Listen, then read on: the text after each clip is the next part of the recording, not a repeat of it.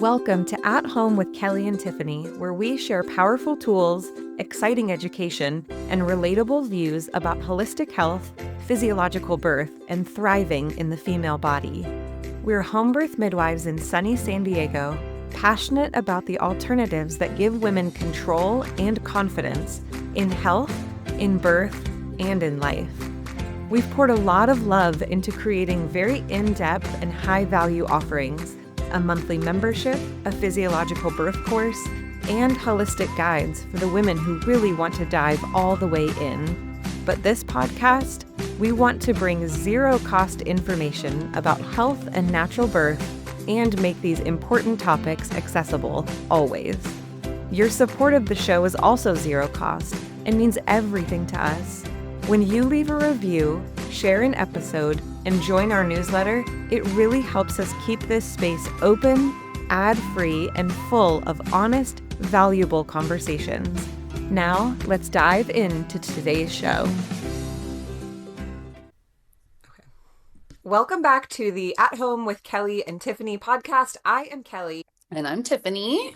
And we are chatting today about pregnancy after loss, after some kind of loss, miscarriage, walking through something really hard in a previous pregnancy, moving forward with a future pregnancy. And we're talking about this because there's so much to it. There's not only just the physical aspect of getting pregnant again, being pregnant again, but also just the intense emotional, mental, spiritual impact that experience can have. And it really is a pregnancy that honestly is very different than others can be. It is. And we highlight miscarriage as a common experience for women that is often stigmatized and handled privately. And that absolutely is its own little beast of a thing to have to navigate and walk through. But we kind of miss this little nuance of a follow-up pregnancy and the things that come along with that. So I'm excited to be able to share on that topic today. We can share that information with listeners and other women. I hope it's a huge encouragement. But before we get started with that, Kelly, I know a couple of episodes ago, I asked you to walk through your morning routine with us, and I've been dreaming about morning at your house. I think I'm just going to come spend the night sometime so I can do your morning routine. Please. But give us I will. I'll show up with my sleeping bag.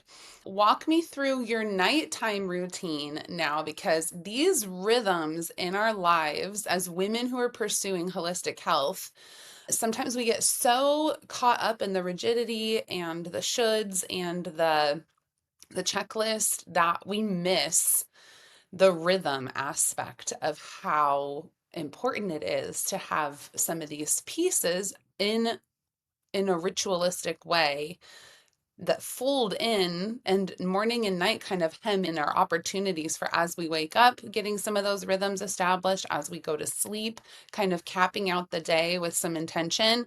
What is it like for you? What do you do before you go to bed? Maybe it's hours before bed your nighttime routine starts. Maybe it's 15 minutes. Walk us through it.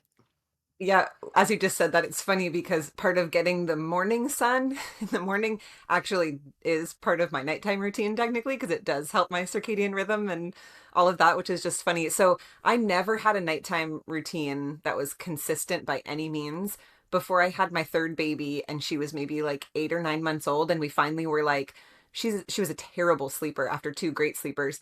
And so then I was like, I need some help. I need some sleep anchors. I need to be consistent in putting her to sleep in a way that let her know, hey, sleep is coming next.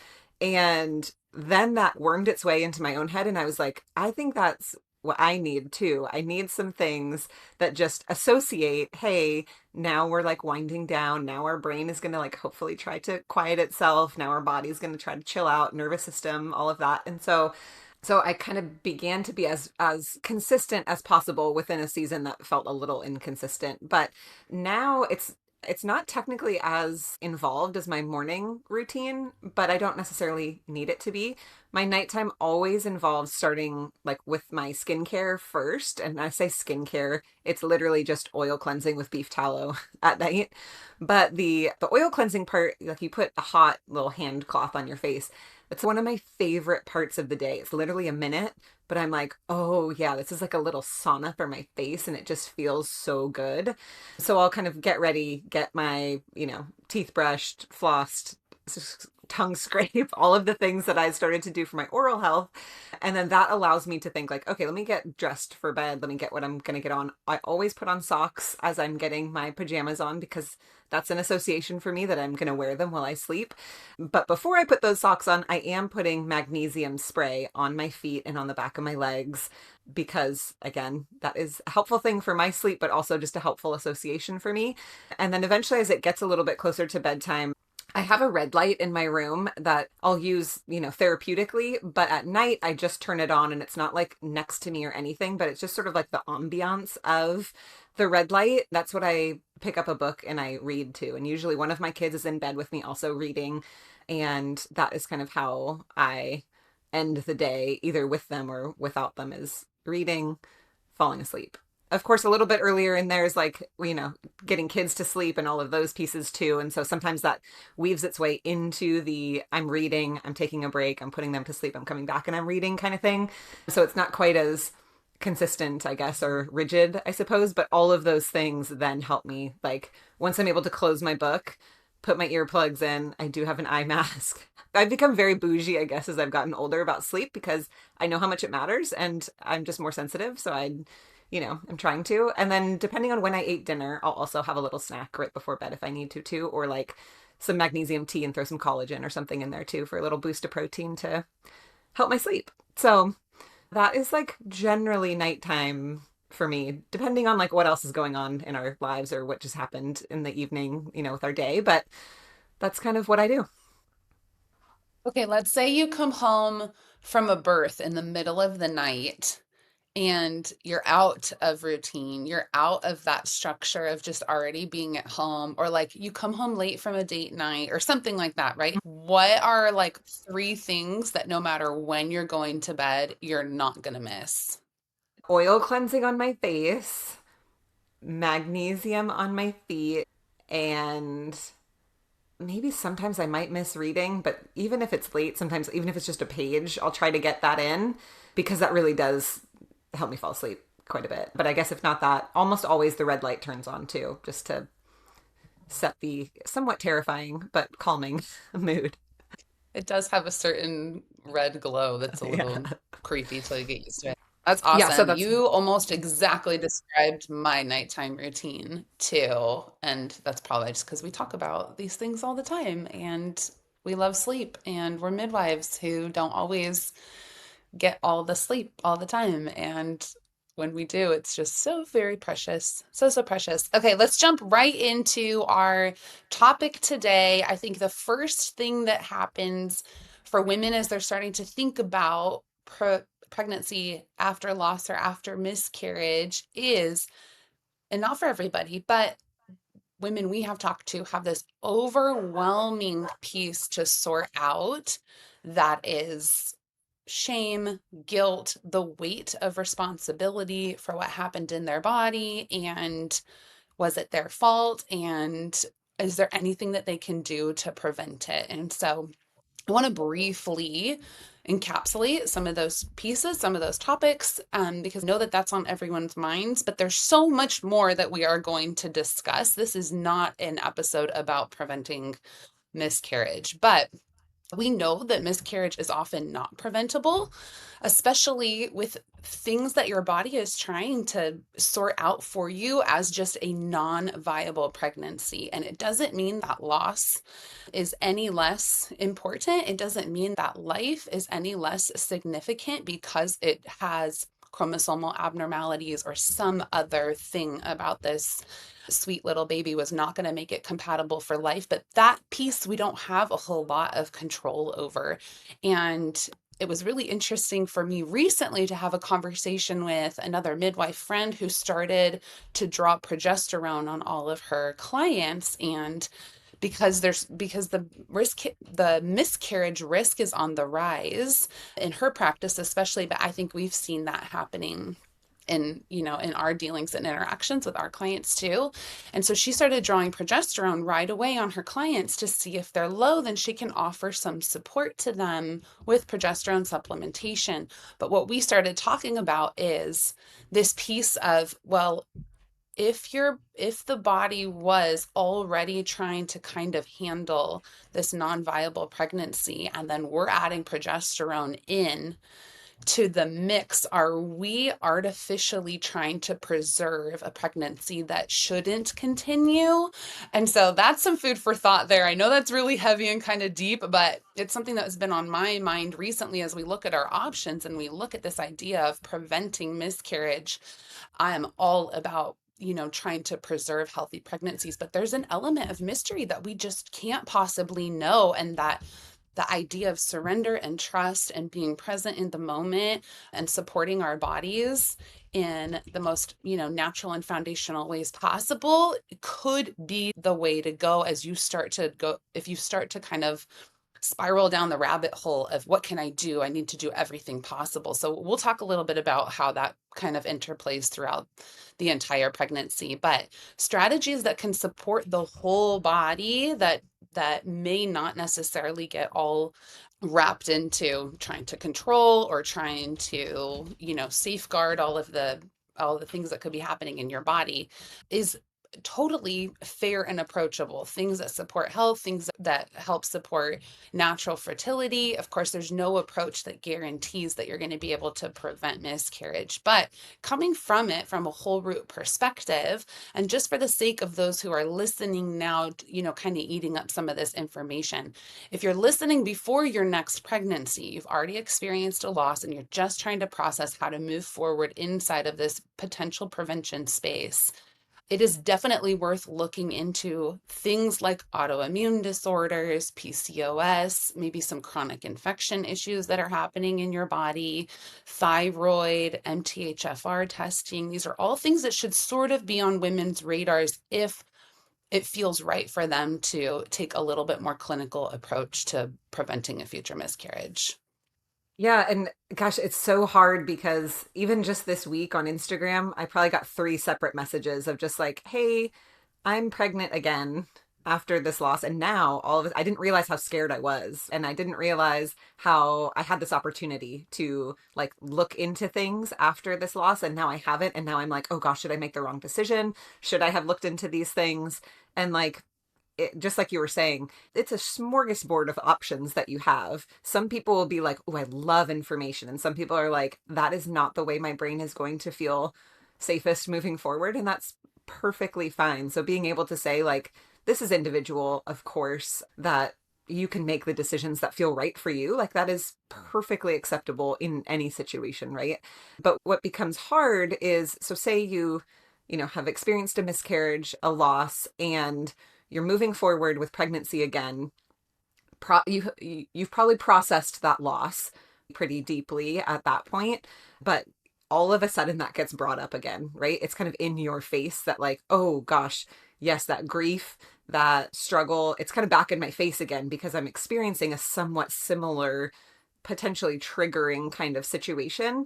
So miscarriage is complicated enough, right? There's a lot going on there. But then when we add in a pregnancy after miscarriage, there's just so many layers of just really complex experiences and feelings and things that you may think that you are like, wow, I can't believe my brain went there. And so we're mostly just saying this so that you are not surprised by that, or if you are experiencing that yourself, to know that you are absolutely not alone in how complicated and complex the emotional, mental, spiritual aspect is to this experience. And so normalizing a little bit of that mix of experience or like emotions too, where you're like, I'm so excited. We've wanted a baby. I'm really excited about this baby. I have hope that this is going to like work out. I'm so thankful that I'm pregnant again. That's like in the one hand, right? And then in the other hand, there's probably a lot of anxiety, a lot of grief that you're holding at the same time. And when we hold two separate things. Like birth is really good, birth is really hard, right? We can hold those two things and they both can be true. It just can be really uncomfortable to sit with the reality that both are true at the same time. Like that simultaneous, just, oh wow, I'm the mix of emotions that I'm feeling all are valid and okay and true. They're just very different at the same time.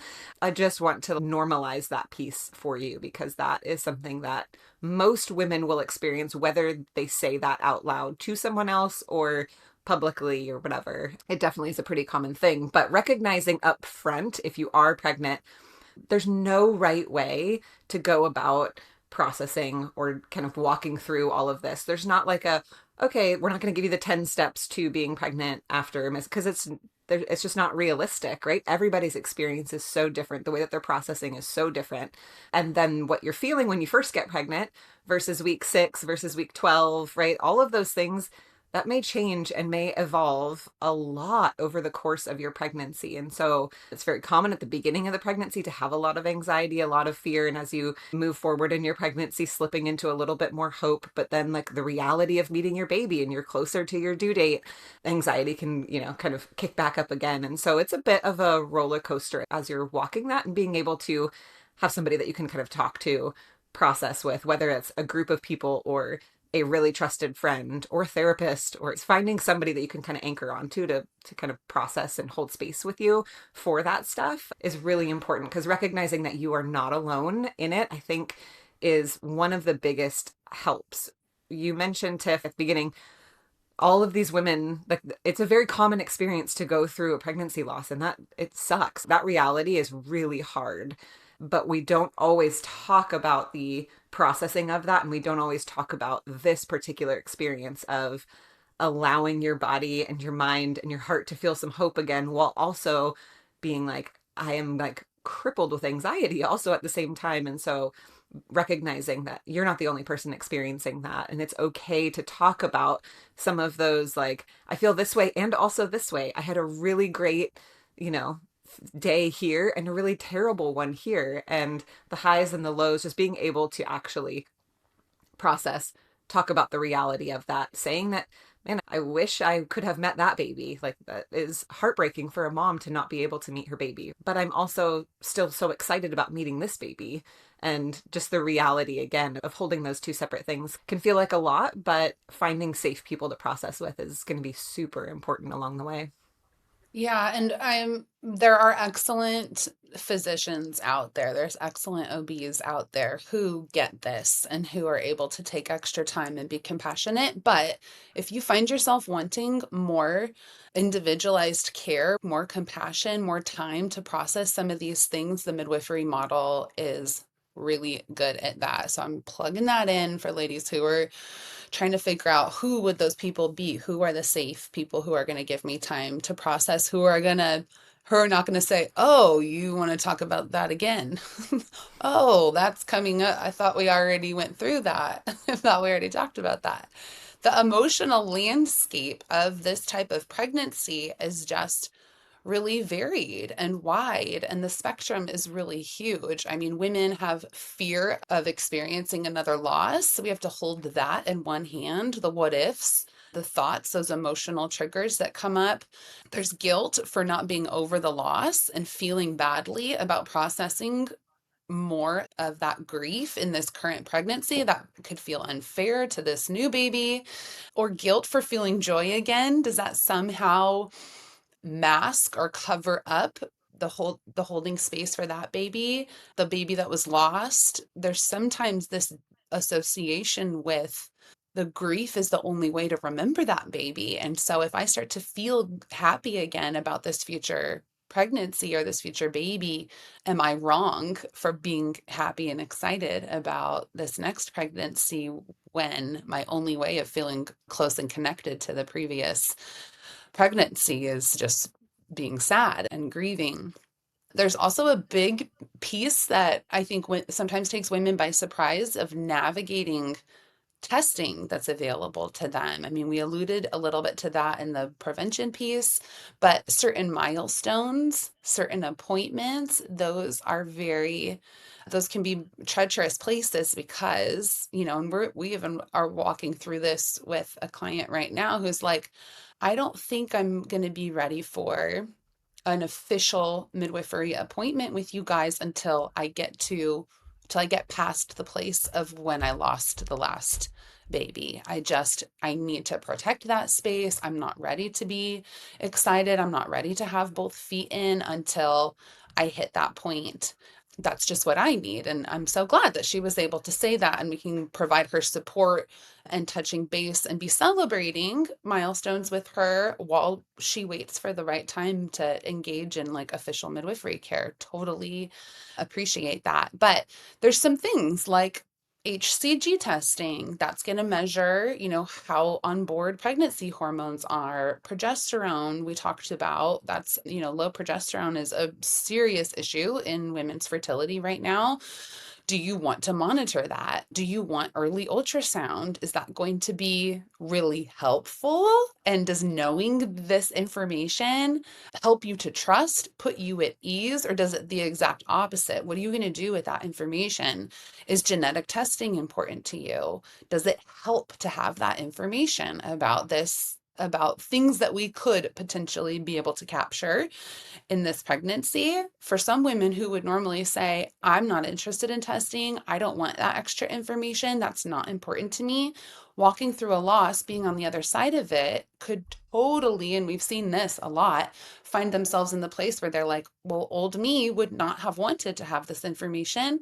New me is absolutely, completely desperate and grasping for anything that is going to give me some reassurance. And there's no right or wrong way to navigate that. It is completely valid to find yourself having to make decisions in a different way in this pregnancy than you would have in the last. There's this aspect of grieving the past while you're carrying life in the present and knowing the potential of what that loss can feel like because you've already gone through it. You have different information in your own heart and mind to navigate. And so practicing being present, saying things like, today I am pregnant, today this baby is loved, and just refocusing back on the future can be really helpful. And then thinking too about how to navigate interactions with other people. That is so loaded, right? And can really take you by surprise. Depending on how much someone else knows about your history, maybe nothing at all, you might want to prepare yourself for things ahead of time. Like when people say, are you so excited? Or is this your first? Maybe your first pregnancy was a loss and nobody knows about it. And then you have to figure out how to answer honestly someone saying, oh my gosh, congratulations, your first pregnancy. And then you're like, is it honest to continue that conversation? Is this a safe person to share that with? But everyone's going to have a different preference of navigating some of those what seem like really harmless comments and conversation that can come up with anyone, from a stranger to your best friend or your mother-in-law or somebody, right? And so I think that can be really helpful to keep some of those things in mind as you just are caring for yourself emotionally in this special type of pregnancy. Yeah, I'm thinking of a friend of mine who was asked, she was sharing on Instagram. So she has shared very outwardly about her grief and her experience. And she was asked while she was somewhere with her older kids, oh, like, are these all of your kids? Do you have, like, you have these three or whatever it was? And in that moment, she had not quite prepared herself and she began crying and was like, no. And of course, this person who was just, trying to ask a question to make some, friendly talk at the park kind of thing, then also started crying. And she was like, these aren't all my kids either. And they're talking about their losses together. And I was like, wow, what an incredible, like, that obviously doesn't always happen like that. And you don't need, like, nobody's owed that kind of information from you, right? But it took her by surprise because she was like, I was just going to be like, yeah, these are my kids and I'm going to move on because I don't know you. But what a sweet interaction it ended up being. Again, not saying that's going to happen all of the time, but it was an opportunity for both of them to be like, wow, this is weird. This is kind of crazy to kind of be walking this road and look at that. I'm not alone in walking that as well. So I think what you were mentioning about just like having a few of those things in your back pocket to be like, okay, I can say this. How do I feel about this? Processing yourself beforehand can be so helpful, especially as you move into this next pregnancy. But also, as you're like creating that sort of emotional plan for yourself, creating a prenatal plan. And like you mentioned, certainly there are wonderful OBs, there are great midwives. And even if you decide, like, hey, I don't necessarily want to have my baby at home, you can still see midwives for midwifery care to get some of that support as well. But creating this prenatal plan for yourself, how do I want to be taken care of? Who do I want to be taken care of by? Who's going to be the holder and container for some of these pieces to allow me to process well? But understanding your emotional needs in that space is just as important as understanding your clinical needs. Absolutely. And so if you've experienced different types of care in your life, especially, medical model versus midwifery model, you may feel like, ooh, more information, more clinical, better. Or you may feel like, ooh, what I really need is this emotional piece while also being supported clinically. And so again, that's going to be a personal preference for you. But then being willing to support your body, to connect with your body, and to do the same with your baby, right? To say, yes, I am pregnant. Oh, what is this baby doing? Am I feeling movement? Oh, I'm starting to feel nauseous. What does this, mean? This means, XYZ to me in my heart.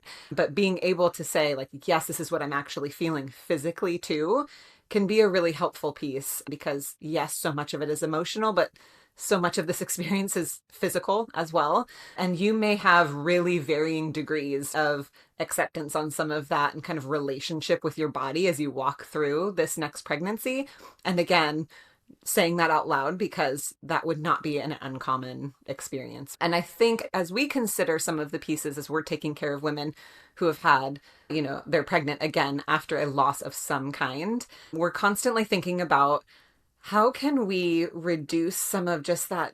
No matter what, when you're grieving or you have experienced loss, there's a bit more tension that is held in your body, in your nervous system, right? And so, how can we help you release some of that, reduce some of that stress? So, we're thinking about like, does this mom, like, does she need some adaptogens on board? What is her nervous system regulation, consistency like? Is she moving her body? How is her sleep? And so asking all of these many different questions to try to get some answers so that we can say like, okay, yes, movement is great. Her supplementation is wonderful, but her sleep is terrible. Nervous system regulation is kind of out of whack. And so how can we support that? How can we kind of help her into a space where she's able to kind of be at home in her body a little bit more? That matters so much. And then moving forward, as we're talking about some of these like clinical care pieces, certainly some of these same recommendations are given across all pregnancies, right? Like we want to really be focused on blood sugar balancing and magnesium because so many women are deficient in magnesium. It's a great one to have on board. B vitamins, what is her iron stores like? And does she need some extra iron supplementation? Omegas, vitamin D, right? All of these things, and especially it depends on when that pregnancy was, that first pregnancy or that last pregnancy where you did experience loss. When did that happen? Because there may be a lot of depletion that's still going on while you are pregnant in this next pregnancy. And so sometimes we have to work a little bit harder on these vitamins, on these minerals to help support mom. And all of a sudden she's like, oh, it's like that, brain fog is lifted that I didn't really even realize I had because her body's starting to say, oh, thank you. I really needed that. All of that, right? The emotional aspect of processing and that mental and spiritual aspect of processing, but also this clinical care aspect of processing and supporting your body where it's at right now in this pregnancy after that previous loss, that this pregnancy right now as well. Yeah, and I think as we like talk about holding space for the changing emotions, that duality, the juxtaposition of like grief and joy and holding both in your hand, being aware of that as you approach your birth too. And maybe there will be some new emotions or new level of things to be discussing with your birth team and your partner and just allowing allowing some of that to come to the surface. But I think the earlier in your pregnancy that you can acknowledge this feels a little more complicated, this feels a little more complex, and start to process that and to be present with it, the better it is going to be for your birth, for your acceptance of this pregnancy, for the way that you want to greet this baby and enjoy this baby and be present with what is actually happening. Is I think it's so important for women who are navigating all types of grief that are happening inside of their pregnancies. Maybe you lost a parent during, this time in your life, and that's coming up for you. There's so many ways that we can hold space for grief and be also anticipating a really joyful and connected birth experience for you. For women who are looking for a little bit more support and hand holding, we can put some resources inside of the show notes that can lead you to some books that we really like on grief, some resources for connecting to like support groups in your area, some of those types of things, because there are some really great things out there. But we also have this particular concept of holding this space physically, emotionally, and mentally inside of our monthly women's health membership. Whether you're navigating loss right now, whether you're trying for pregnancy again, or you just need to feel like you're not alone with some of these pieces, we have really gentle evidence-based guidance for root cause healing, how to maximize fertility, how to support your early pregnancy. We don't have all of that inside of our childbirth education course because we keep it housed in our membership. And so it's a really low cost and easy entry way to get support for this specific time in your life. We have the emphasis on supportive rhythms for nervous health, nervous system health, hormone health, and then just a community of women who see you and remind you that you're not broken, you're not alone, your story matters. And some of those pieces can just feel so redeeming and life-giving when you don't feel like you're navigating something completely by yourself, or maybe the people in your real life don't get it, or they have their own things to be processing, their own associations to deal with. It can be really helpful sometimes to have a specific goal with a different group or in a different platform. And so we offer that inside of our membership. So you guys can get into the show notes to get some of those resources. Those of you who are looking for more of that information, we'll also include, we have a checklist for women who are preparing for pregnancy that just kind of goes through some really basic like timeline pieces. At what point should you consider this type of testing before you get pregnant? At what point should you start supplementing these kinds of things in preparation for the healthiest pregnancy possible? And so we hope that you find something here that has been a help to you and a gift to you, and that you are able to pass this episode on to somebody else who potentially needs to hear some of these truths and be reminded of how normal an experience like this can be, and how we can be normalizing it for ourselves and for the women around us too. Yeah, so we will catch you next week on another topic. But again, check out the show notes for all kinds of resources that will hopefully help you on your journey. Hey ladies, if you're loving the show and want to help us keep it ad-free so we can keep talking about all things birth and women's health without cutting to an ad about electrolytes or grass-fed beef sticks, here is how you can support us. First, leave us a quick review or a rating. It helps more women, new moms, and birth enthusiasts find our show, and it honestly means so much to us to be reminded that you love what we are doing here. Second, share this episode with a friend, with a doula buddy, or anyone who is on their own holistic health or natural birth journey. And third, hop on our newsletter list. This is where we share bonus goodies, behind-the-scenes stuff, fun little extras you just won't hear on the show. You can find that link to join in our show notes below.